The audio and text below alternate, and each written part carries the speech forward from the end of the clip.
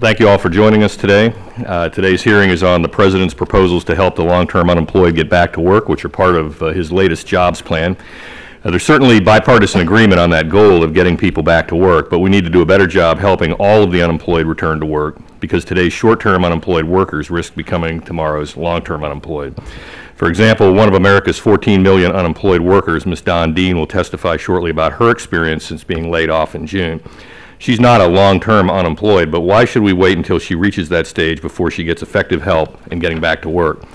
If that's largely what the President's latest plan proposes, starting with its call to extend unemployment benefits for up to 99 weeks for another year. That has a familiar ring because this would be the 10th extension since mid-2008. That's left a long track record of assessing whether extending unemployment benefits will create jobs, as some have claimed. For instance, then Speaker Nancy Pelosi last year said, extending unemployment benefits is one of the biggest stimuluses to our economy. It creates jobs faster than almost any other initiative that you can name. But in reality, since federal extended benefits began, the unemployment rate rose from 5.6 to 9.1%, and over 6 million jobs disappeared. Federal benefits have already added $180 billion to the deficit, and today we are being asked by the President to spend another $50 billion next year. Other proposals in this plan have a familiar ring, too. For example, like provisions in the Democrats' 2009 stimulus law, the President's latest plan proposes more temporary federal funds if states adopt UI policies dozens of states already support. If these programs have merit, and many states already use them, why must the federal government again spend billions of dollars for other states to adopt them, too? There's no free lunch here. The administration has proposed new taxes on job creators to pay for this new spending, but Senate Democrats have already rejected some of those. Meanwhile, the administration's budget, which is unanimously rejected in the other body, called for nearly $60 billion in permanently higher unemployment taxes on jobs in the coming decade. It's hard to see how permanently higher taxes on jobs will help the unemployed get back to work. The President's plan is noteworthy for steps it does not take, such as providing states more flexibility over UI funds so fewer people become long-term unemployed. This committee approved such UI waiver authority to the states earlier this year. Just last week, President Obama signed into law a bill co-sponsored by my friend Mr. Doggett, among others, to provide states waiver authority in child welfare programs. I had the privilege of being in the Oval Office last Friday to see that bill enacted into law, and that shows that we can make progress from a bipartisan perspective, focusing on the process and the real economics and opportunities to help people move forward. If states can be trusted to design better programs for children at risk of abuse and neglect, can't they be trusted to test ways to better help the unemployed get back to work using their own state funds? Other important reforms are missing too, like strengthening work search and better engaging unemployed workers in training, reforms that were needed even before the recession. The good news is these sorts of improvements to help all unemployed workers can and should be included in any legislation enacted this year to help the unemployed return to work. I look forward to working with my colleagues and the administration to that end, and welcome all of our witnesses today to discuss how we can craft the most effective policies to do just that. Without objection, each member will have the opportunity to submit a written statement and have it included in the record at this point. And I'd like to yield now to my friend Lloyd Doggett. Do you care to make an opening statement? Thank you very much, Mr. Chairman. This is an opportunity to review the proposals of the President to assist the unemployed find work and to listen to the creative recommendations of our colleagues. Today in America, the problem that we face is not the unemployed, but unemployment. Too many Americans remain unemployed because of lack of work, not for their lack of wanting to work. We must stop the blame the victim approach of just blaming unemployment on the unemployed. Thus far this year, we've yet to vote in the House on a single meaningful jobs bill, and threats of default on our debt and threats to shut down the government only set back our economic recovery and cost us more jobs. There's a great difference in this country between what happens to some unemployed citizens. Those at the top of the economic ladder don't need to worry about unemployment insurance. Last month, the executive at Hewlett-Packard, HP, got a $13 million golden parachute after he was dismissed when his company's stock price fell by half. But for the rest of America, and particularly the working age poor, of whom we have more than at any time in about 50 years, things are considerably different. As luxury goods fly off the shelves at some specialty stores, Walmart has reduced the size of its toilet tissue rolls because so many people can't afford to buy the old size. When folks lose a job through no fault of their own, the least we ought to do is extend a lifeline. In examining the provisions of the President's Americans Jobs Act relating to unemployment, there are several new initiatives that merit our study. If Congress fails to act by December 31st on extending unemployment insurance benefits, more than 2 million people will lose their unemployment assistance by the middle of February. And throughout next year, a total of 6 million Americans will be without assistance. The President's proposal is a good place to start in addressing this problem. This doesn't mean I think that every aspect of his proposal has the right answers or that he even has the best answers on all aspects of this problem. But I especially emphasize the need to extend unemployment assistance at this time of continued economic downturn. Terminating unemployment assistance would hurt our nation's economy by further suppressing consumer demand and confidence. The Economic Policy Institute has estimated that allowing the extended federal unemployment program to expire would cost this country over 500,000 jobs. This amounts to a double whammy for the unemployed. They lose their benefits and jobs become even more difficult to find. And there is near unanimity among economists that few government expenditures have more positive stimulative effect.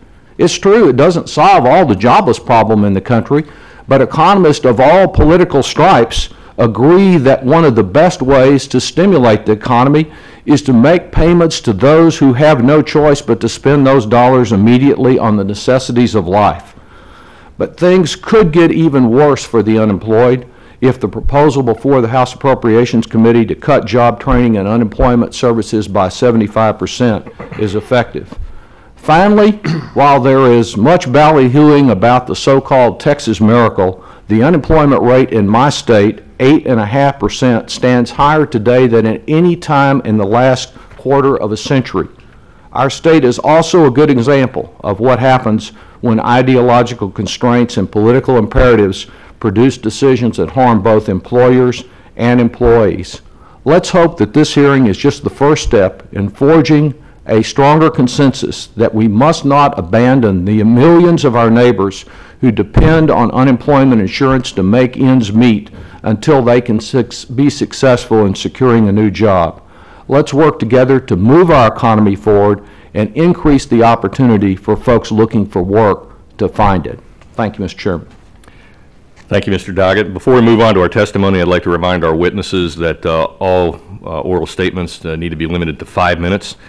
However, without objection, all of the written testimony will be made part of the permanent record. On our panel today, we'll be hearing from several of our distinguished colleagues. First will be the Honorable Ron Wyden, Senator from Oregon. Welcome to the panel. The Honorable James Renacci of Ohio, accompanied by the Honorable Hanson Clark of Michigan. Thank you all for joining us today. Senator Wyden, please proceed with your remarks. Thank you very much, Mr. Chairman. It's a pleasure to be with you and Congressman Doggett. I had a chance to serve in the House of Representatives, so it's good to be back. And let me first of all say I'm going to spare you the filibuster this morning. And if I could just make my prepared remarks a part of the record, perhaps just kind of summarize a few thoughts.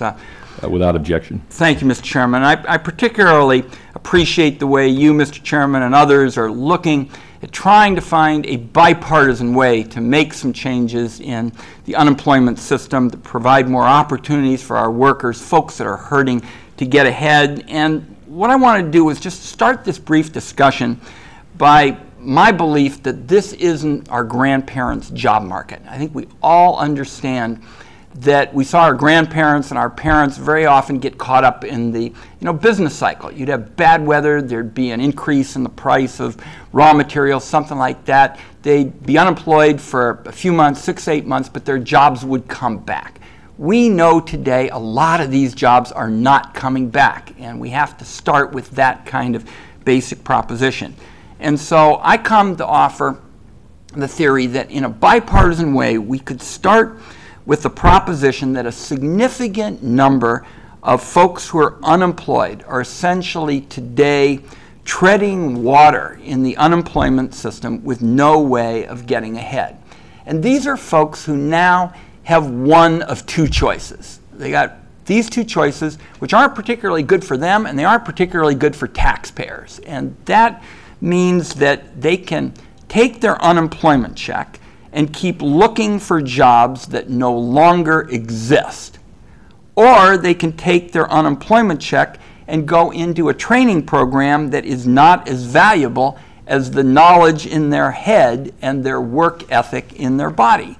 So what I'd like to suggest is that on a bipartisan basis, we look at the idea of reforming the unemployment system to give these folks, as many who are qualified to do so, the opportunity to get off the treadmill and combine these marketable skills that they've often picked up in decades of employment in the private sector and go out and use those skills and their work ethic to become entrepreneurs, to become self-employed in the private sector where they're going to be paying taxes and often putting others to work. Now, I want colleagues to know that I don't think this is for everybody. I'm not suggesting you can be unemployed and just kind of walk in and say to the UI office, I'm going to go set up a biotech company or something of that nature. But if you look around the country at what we've done in the last 15 years with these programs on a small scale, and I authored it in the 1980s, we see people setting up welding shops. We see folks doing innovative work in wood products, in technology. Recently, two unemployed fellows in my hometown of Portland started a technology company, Urban Airship, and they are doing pioneering work with new mobile apps. And they've got people all over the country interested in their mobile applications. So these jobs pay good wages. We're turning folks into entrepreneurs, and there are other kinds of benefits, and I'll close with this, Mr. Chairman. A study by the Department of Labor found that self-employment participants were 19 times more likely than eligible non-participants to be self-employed at some point after being unemployed, and even more importantly, they were 4 times more likely to obtain employment of any kind whatsoever. And the average cost of these jobs was $3,350. So we can continue to go back and forth, Democrats and Republicans punching on each other about the idea of job creation that costs many, many times that level, or we can find a way in a bipartisan fashion to do it. What we've done is put in what I think are realistic limits. You could have about 1% of your folks have the opportunity to be a part of it. You'd have a limitation of the number of weeks in which you could get your unemployment check while you're setting this up. And I just appreciate the tone that you're setting, Mr. Chairman. And Congressman Doggett has worked, as he mentioned, with this bill that was signed recently in a bipartisan way. And let me break the speechifying off here and just know that I'd be very much interested in being part of this bipartisan approach y'all are trying to cultivate. Thank you, Senator Wyden. Much of what you mentioned, it fits the spirit of legislation that we worked on back in the spring regarding issues like this, and we'll look forward to continuing that dialogue. Thank you very much. Congressman Renacci and Clark. Good morning, Mr. Chairman, Mr. Doggett, and members of the subcommittee. I'd like to thank you for hosting today's hearing on moving from unemployment checks to paychecks, and for inviting me to testify. It is my hope that today's hearing will provide the subcommittee with actionable information for getting our nation's unemployed back to work. The dire unemployment situation currently gripping the United States has been an inescapable reality for several years. Unemployment data for the month of August showed 0 jobs added and a sustained unemployment rate of over 9%. The next report on job creation, or unfortunately the lack thereof, is due on October 7th, but there is little reason for optimism. However, the tools we need to overcome the economic downturn are already at our disposal, the most valuable of which is unemployment insurance.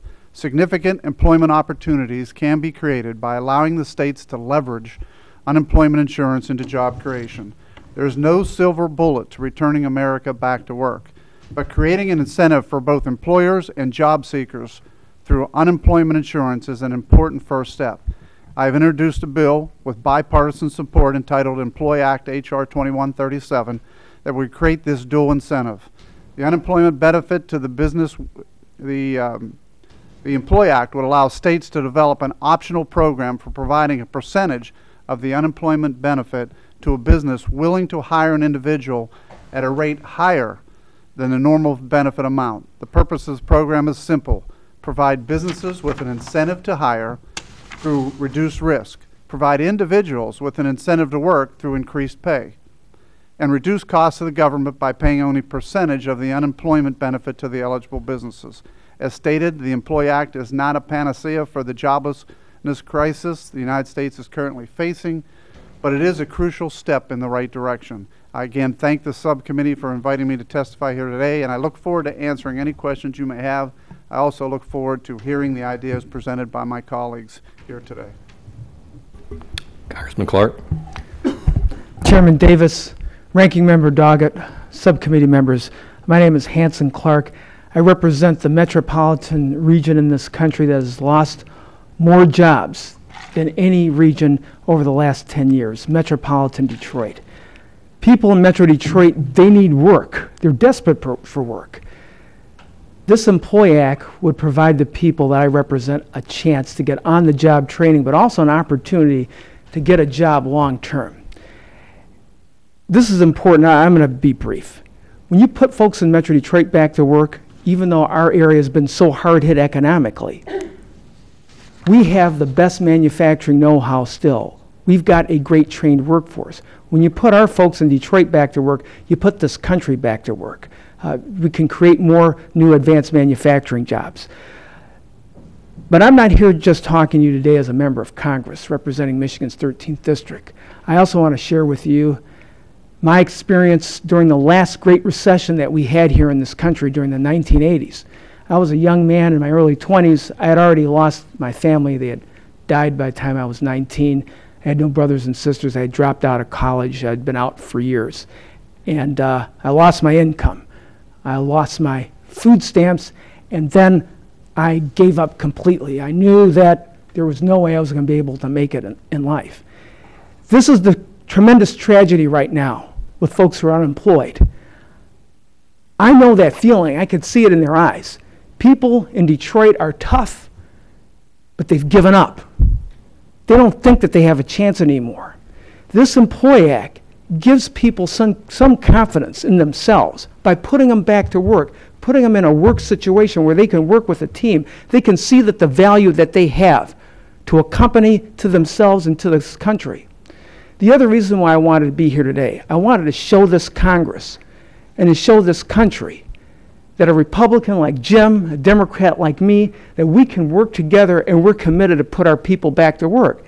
This bill is not perfect, but nothing in this country is. But it's a clear statement. Here's a way that we can provide an incentive for employers to hire people who need money, but also need faith in themselves and faith in what this country is all about. Giving everyone an equal chance, not a guarantee, but a chance to pursue happiness, to actually live your life as fully as you can. So I really appreciate you giving us this opportunity. I want to let, again, this country know Democrats and Republicans are willing to work together to put you back to work. That's why Jim and I are here today. Thank you so much. Thank you very much, Congressman Clark. We appreciate your sentiments. Does anybody have any questions for our colleagues on the panel? I'd like to thank Senator Wyden and Congressman Renacci and Clark for joining us today, sharing your insights. The one thing I also would like to do is extend the invitation to continue to work with all of you. We look forward to this dialogue as we move forward, and thank you very much. That concludes our first panel, and for our second panel,